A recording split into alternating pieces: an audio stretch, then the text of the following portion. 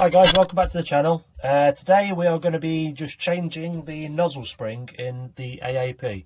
So if you've short stroked your AAP, you're going to want to upgrade the nozzle spring as well.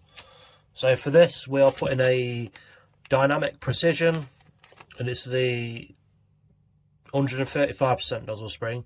It's for the G17. I'm not sure if it makes a difference if it's for which model, but this is one I was advised to get, so this is one we got. So we're just going to be putting this in the AAP today and eliminating the sticky nozzle issue, which basically it sticks inside the booking sometimes. If you're experiencing that, then this is what we need to do. So the first thing we need to do is remove the rear sight, or the stock if you've got the stock, and just pull out that whole section like so. So that's all we're going to need. The rest of it we can put to one side. We don't need any of it. And if you look down the end, you'll see two small screws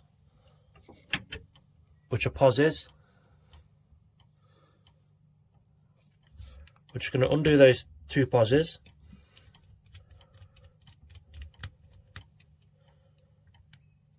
like that, and just be careful that there is a spring under these two posses, so make sure you keep hold of it when you do this. Gently release it like that and you'll see the spring pop out, and there's the spring just there.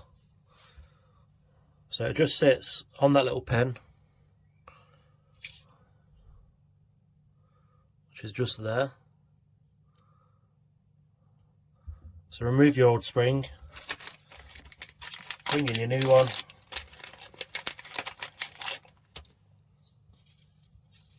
stick it on that pin there, and reinstall it.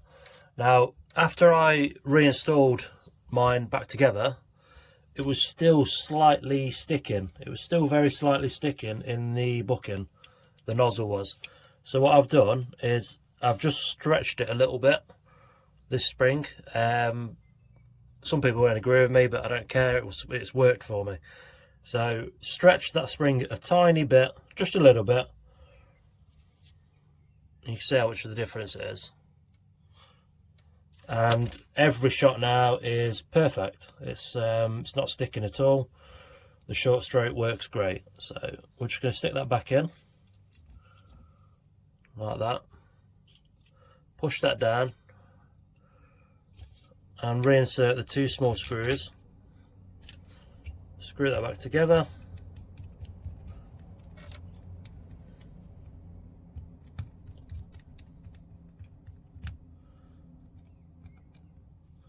And that has eliminated the sticky nozzle. It's a lot firmer and it's got a lot more pullback.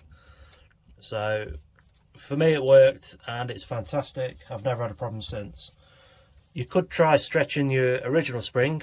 I don't know how that would work, but you could give that a go if you've not got access to one of these springs, and that could also eliminate your sticky nozzle issue.